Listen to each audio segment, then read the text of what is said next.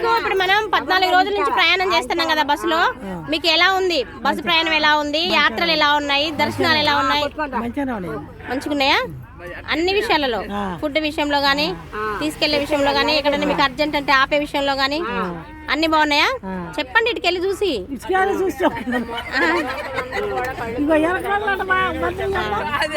నాకైతే కాశీలో ఆ ఘాట్లన్నీ అలా కనబడతా ఉన్నాయి.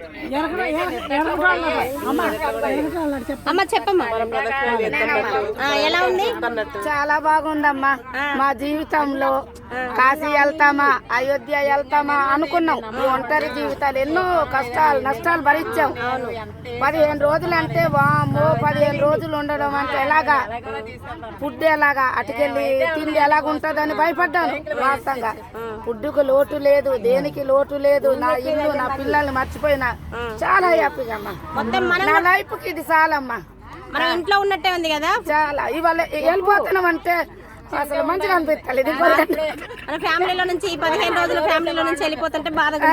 ఇంత మంది పరిచయం, నేను ఆఫీస్ లో ఉన్నా 100 మందిని చూసున్నా, అయినా కూడా ఏదో వయసులో అందరం కూడి ఫ్రెండ్స్ హ్యాపీగా ఉన్నట్టు ఎన్నో భరించినాం కదా.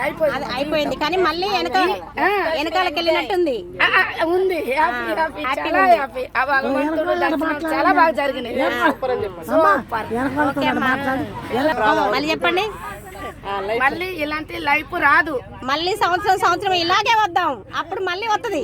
రావాలి. ఓకే, మనకు ఆరోగ్యం ఆ దేవుడు ఇవ్వాలి, ఇస్తాడు. ఇప్పుడు ఇంత మంది మనం కోరుకున్నది అదేగా. మన ఆస్తులు ఐశ్వర్యాలు కోరుకోలే, మంచి ఆరోగ్యం ఇస్తే చాలు.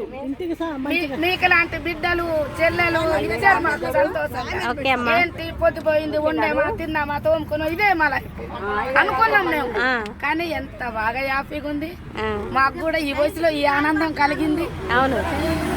బస్సు వాళ్ళకి కృతజ్ఞతలు చెప్పండి. బస్సు వాళ్ళకి కృతజ్ఞతలు చెప్పుకోవాలి మనందరం. ఇది చక్కగా తీసుకొచ్చి ఒక కుటుంబాన్ని తీసుకొచ్చి కుటుంబంతో తీసుకెళ్తున్నట్టు ఉంది కాబట్టి. శివుడు తర్వాత మనకు డ్రైవర్, మన డ్రైవర్ శివుడు తర్వాత డ్రైవరు. నిద్రాహారాలు లేకుండా ఆయన పిల్లం పిల్లల్ని వదిలేసి మన కోసం వస్తున్నారు. ఆయన రాత్రి పగులు ఒక విధంగానే ఆయన ప్రయాణం తీసుకెళ్తున్నారు.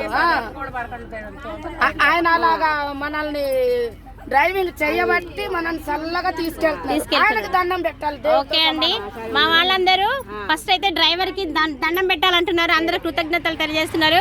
శ్రీనివాస్ గారికి నిజంగా హ్యాపీగా అందరూ కృతజ్ఞతలు తెలియజేస్తున్నారండి. బాగా నోటెడ్ అందరికి.